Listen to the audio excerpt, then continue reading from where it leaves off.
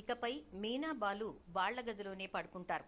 మనోజ్ 40 లక్షలు ఇచ్చే వరకు హాల్లో పడుకోవాలంటూ దిమ్మ తిరిగే షాక్ ఇచ్చిన సత్యం.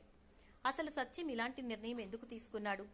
మరి ఈ నిర్ణయం తీసుకుని ఇదే విషయాన్ని చెప్పిన సత్యం మాటలకు ప్రభావతి ఏకీభవించిందా? అసలు అంత హార్ష్గా సత్యం ఎందుకు మాట్లాడాల్సి వచ్చింది? ప్రభావతి ఏం చేసింది?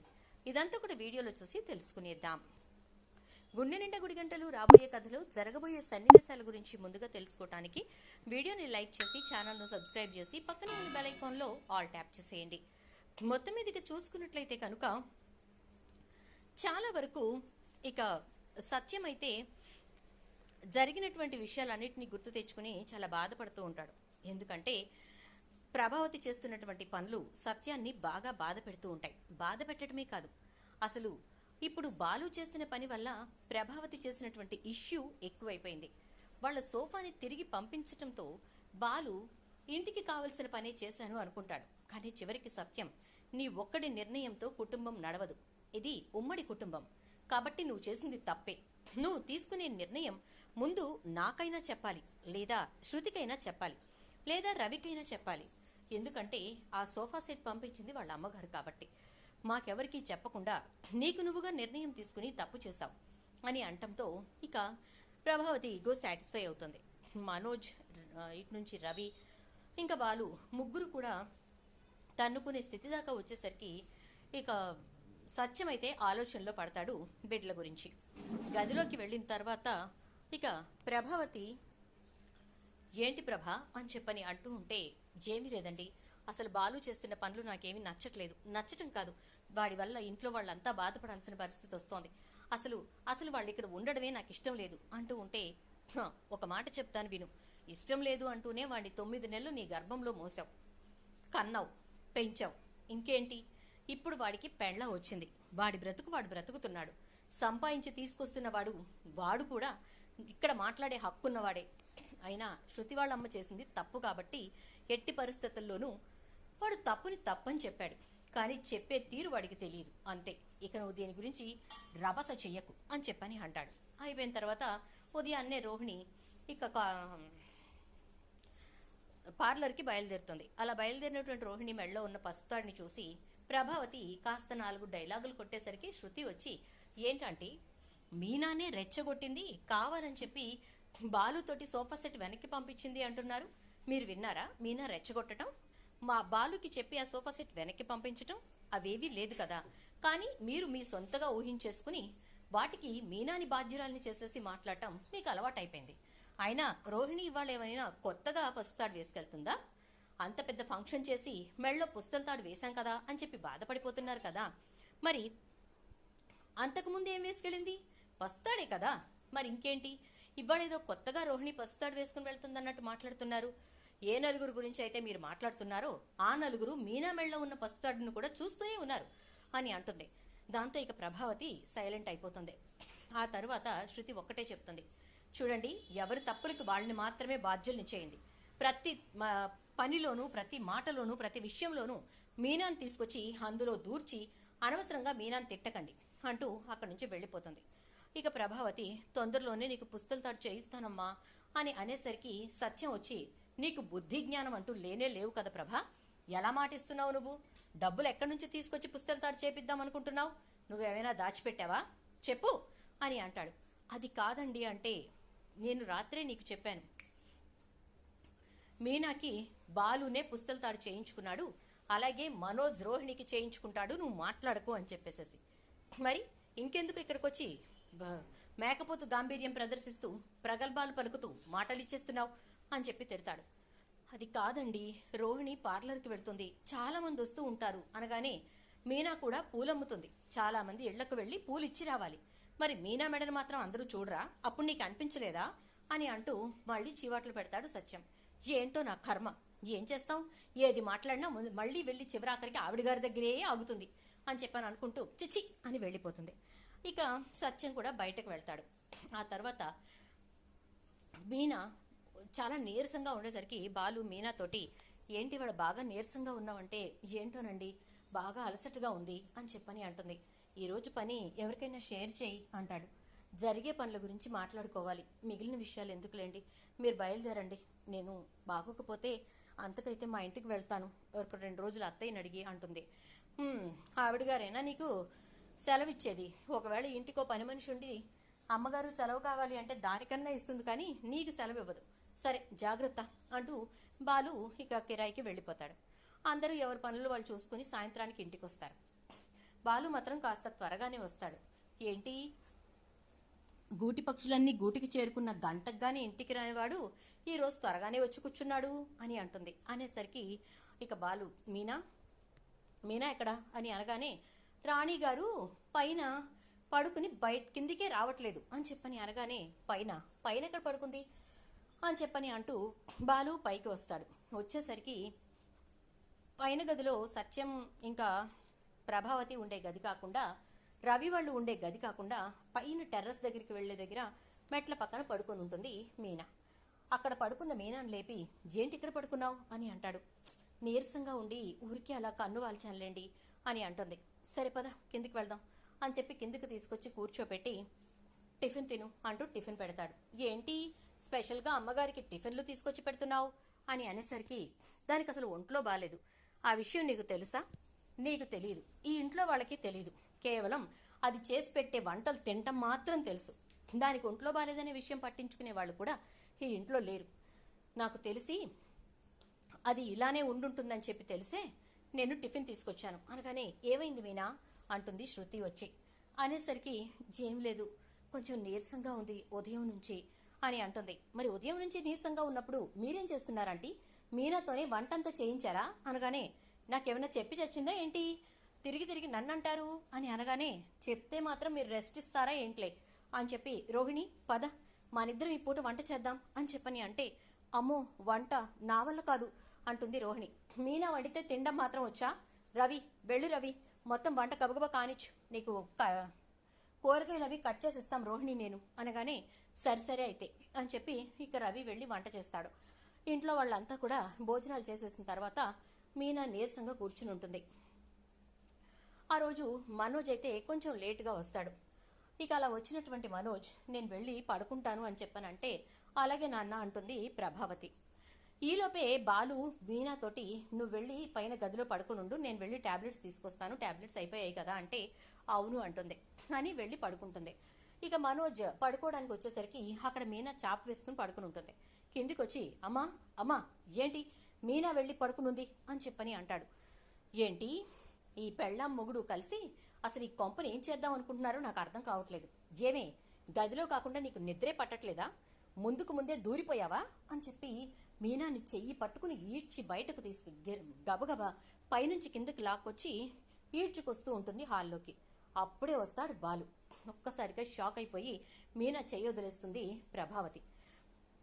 ఇక బాలు లోపలికి వచ్చి, ఏం జరిగింది మీనా అనగానే, ఏంటండి ఈ బాధ, నాకు ఒక గదంటూ లేదు, సరే కనీసం ఇచ్చిన గదిలో చాప వేసుకుని పడుకోవడానికి కూడా హక్కు లేదా ఈ ఇంట్లో అని చెప్పని అంటే, నేను పడుకోమని చెప్పాను నిన్ను, ఏం జరిగింది అంటే, మీరే చూశారుగా అని అంటుంది.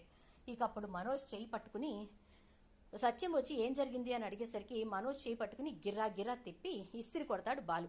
ఏంట్రా అది అంటే, ఇలాగే మీనాని ఆ పైన గదిలో నుంచి ఈ ప్రభావతమ్మ ఈడ్చుకొచ్చింది అనగానే, సత్యం ఒక్కసారిగా ప్రభావతి వంక చూసేసరికి, అది మనోజు అప్పుడే వచ్చాడండి, కాస్త నడుము వాల్చుకుందాం అనుకుని వెళ్ళేసరికి మీనా అక్కడ పడుకునుంది.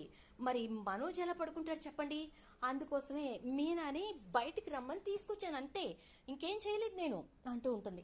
తీసుకురావడానికి ఈడ్చుకురావడానికి చాలా తేడా ఉంది ప్రభా. మరి రాను నువ్వు మనిషి కంటే అధ్వానంగా, పశువు కంటే అధ్వానంగా తయారవుతున్నావు. నిన్ను మనుషుల జాబితాలో వేయటం కూడా తప్పులా ఉంది అని చెప్పని అంటే, ఏమో నాన్న అదంతా నాకు తెలీదు, నేను మాత్రం కింద పడుకోలేను, ఆ గదిలో తప్ప నాకెక్కడ నిద్ర పట్టదు అంటాడు మనోజ్. అవునా, సరే అయితే ఆ గదిలో తప్ప నీకెక్కడా నిద్ర పట్టదు కాబట్టి నువ్వు ఆ గదిలోనే పడుకుంటావు అంతే కదా అనగానే, అవును ఆ గదిలోనే పడుకుంటాను అని అనగానే, సరే అయితే అంటూ, ప్రభా ఇప్పుడు చెప్తున్నాను విను, ఎంతకాలం కూడా నువ్వేదంటే దానికి నేను సరే అంటూ వచ్చాను. ఇక ఇప్పుడు నేను చెప్పే మాటని నువ్వు సరే అంటాం తప్ప వేరే ఆప్షన్ లేదు. కాదు కూడదు వేరే ఆప్షన్ కావాలి అనుకుంటే ఇక నీ ఇష్టం నీది అని చెప్పని అంటాడు. ఏంటో చెప్పండి అని అనేసరికి ఈ రోజు నుంచి బాలు మీనా ఆ గదిలోనే పడుకుంటారు. మనోజ్ రోహిణి ఇద్దరూ కూడా హాల్లో పడుకుంటారు. మనం బాలు మీనా గదిలోనే పడుకుంటాం. అర్థమైందా అని అంటాడు. ఏం మాట్లాడుతున్నారండి, మనోజ్ గాడు కింద పడుకోలేడు, ఏసీ లేదే వాడికి నిద్ర పట్టదు అని చెప్పని అంటే, సరే అయితే ఏసీ లేదే వాడికి నిద్ర పట్టకపోతే బయట ఆరు బయట మంచం వేసుకుని పడుకోమను, బోల్డ్ అంత గాలొస్తుంది అని అంటాడు. ఏంటని ఇలా మాట్లాడతారు, మనోజ్కి రూమ్ కావాల్సిందే, రూమ్ ఉండాల్సిందే అని చెప్పని అనగానే, ఎందుకని మనోజ్కి మాత్రమే రూమ్ కావాలి, రూమ్ ఉండాలి? వాడు చేసిన పనులకి వాడికి అన్ని ఫెసిలిటీస్ ఇవ్వాల్సిన అవసరం ఉందా ఈ ఇంట్లో? వాడు చేసిన పని వల్ల బాలుగాడి జీవితం ఒక కొలిక్కి రాకుండా పోయింది. వాడిప్పుడు మీనాని అర్థం చేసుకుని మారాడు కాబట్టి సరిపోయింది, లేకపోతే వాడి జీవితం ఏమైపోయేది? మీనాతో అడ్జస్ట్ కాలేక, మీనా వాడితో అడ్జస్ట్ కాలేక వాడి జీవితం సర్వనాశనం అయి ఉండేది. వీడు చేసిన పని వల్ల కాదా అది? 40 లక్షల రూపాయలు తీసుకుపోయి ఎవరికో దారాదత్తం చేశాడు ఈ వెధవ. ఆ డబ్బే ఉండుంటే ఇవాళ మోనికకి కావలసినంత కట్నం ఇచ్చి మనం అంగరంగ వైభవంగా పెళ్లి చేసేవాళ్ళం. అరాకొరాగా పెళ్లి చేసి తూతు మంత్రంగా కానిచ్చి పంపించాల్సిన అవసరం ఉండేది కాదు. ఆ 40 లక్షలే ఉండుంటే ఈరోజు పైన ఒక గది కాదు, ఒక ఫ్లోరే వేసుకుని ఉండేవాళ్ళం. ఇవన్నీ జరగకపోవడానికి కారణం వీడు కదా. కానీ వీడికి మాత్రం ఈ ఇంట్లో సకల సౌకర్యాలు కావాలి, సకల సుఖాలు కావాలి. వాడికి ఏది తక్కువైనా కూడా నువ్వు అస్సలు ఒప్పుకోవు. మరి ఇంతమందికి ఇన్ని తక్కువ చేసి వాడు మాత్రం ఎప్పటికప్పుడు కడుపు నిండా తింటూ ఉంటే మేం చూస్తూ కూర్చోవాలా అంటాడు సత్యం. ఏం మాట్లాడుతున్నారండి, వాళ్ళు మాట్లాడాల్సిన మాటలు కూడా మీరే మాట్లాడిస్తున్నారు. అసలైనా పిల్లల మధ్యన ఇలాంటి విభేదాలు తీసుకురావడం కరెక్ట్ కాదు అంటుంది. ఆ మాట నువ్వు చెప్పకు ప్రభా, నువ్వు అసలు ఆ మాట మాట్లాడడానికే అర్హురాలివి కాదు. ఎందుకంటే ఇన్ని చేసిన వాడిని భరిస్తున్న ఈ వీళ్ళిద్దరూ ఉన్నారే, ఈ అన్నదమ్ములు, వీళ్ళు గొప్పోళ్ళు. ఇలాంటి వెధవని భరిస్తున్నటువంటి ఈ మరదళ్ళు ఉన్నారే, వీళ్ళు గొప్పోళ్ళు. పెళ్ళాం చేత కాఫీ పెట్టించుకోవడం చేతగాని వెధవ వీడొచ్చి ఇంట్లో అందరి మీద ఎగురుతాడా? రవి స్విచ్ చెయ్యాలా, శృతి ఫ్యాన్ వేయాలి, రవి మంచినీళ్ళు తీసుకురావాలా? వీడు చేసే పనికి పొద్దున్నే లేచి షాప్కి వెళ్ళడం చేతగాని వీడు ఇంట్లో వాళ్ళ మీద పెత్తనాలు చేస్తాడు, ఎవరెక్కడుండాలో చెప్తాడు. వీడి మూలాన్న ఇంటందరూ పోయినటువంటి నష్టం అంతా ఇంత కాదు. అందుకే ఇప్పుడు చెప్తున్నాను, 40 లక్షల రూపాయలు వీడు తీసుకెళ్ళిపోయాడు కదా, వీడే తీసుకెళ్లాడో ఎవరో తీసుకుపోయారో నాకు అనవసరం. నా ఇంట్లో 40 లక్షల రూపాయలు పోయింది మనోజ్ గాడి అకౌంట్లో నుంచే. కాబట్టి మనోజ్ గాడు ఆ డబ్బు కట్టిన తర్వాతే నాకు గది ఇవ్వండి నాన్న, నేను ఆ గదిలో పడుకుంటాను అని అడగాలి. అప్పటి వరకు ఈ హాల్లోనే ఇక్కడే పడుకుని ఉండాలి. ఎట్టి పరిస్థితుల్లోనూ వాడు ఏ గదిలోకి వచ్చి పడుకోవడానికి వీల్లేదు అని అనగానే, పోనీ మనం బయట పడుకుందామండి అంటుంది. ఏం మాట్లాడుతున్నావు? నా ఆరోగ్యాన్ని దృష్టిలో పెట్టుకుని, నా ఆరోగ్యాన్ని అడ్డు పెట్టుకుని బాలుగాడిని ఇన్నాళ్ళు హాల్లో పడుకోబెట్టావు కదా, ఇప్పుడు మనోజ్ గాడు హాల్లో పడుకోవాలనేసరికి మనం హాల్లో పడుకుందాం అంటున్నావా? అప్పుడు నీకు గుర్తుకు రావట్లేదా నా ఆరోగ్యము, నా వయస్సు? ఏ వాడికో న్యాయం వీడికో న్యాయమా? ఇది కుదరదు, ఇకపై అస్సలు కుదరదు.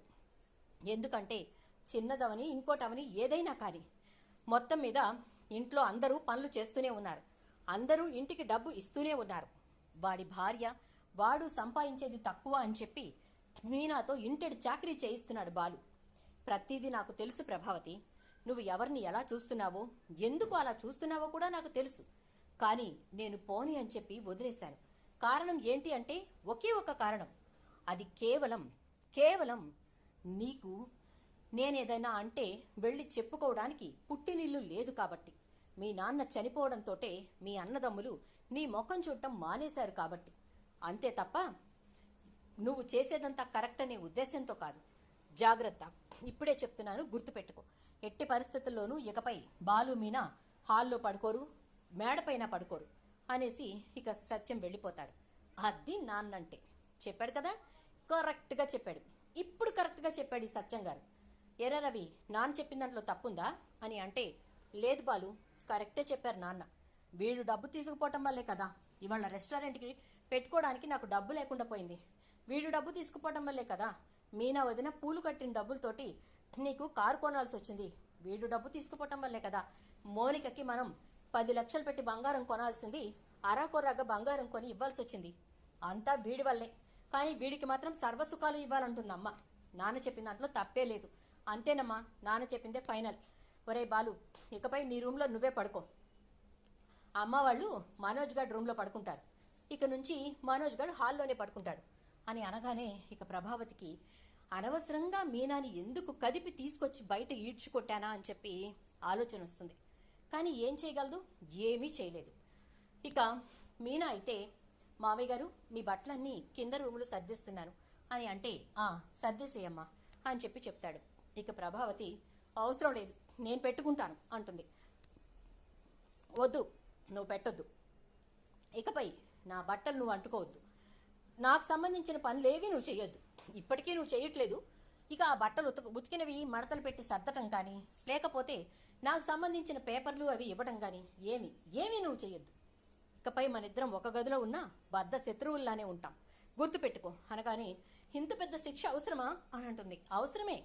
నీకు మనిషిని మనిషిగా చూడటం కూడా రాని విచక్షణ కోల్పోయిన స్థితిలో నువ్వు ఉన్నావని నీకు అర్థమయ్యే వరకు కూడా ఇది అవసరమే అని అంటాడు ఇక సత్యం. ఆ మాటలతో, బాగుందా, సాధించావా, అనుకున్నది సాధించావా అంటూ ఉంటుంది.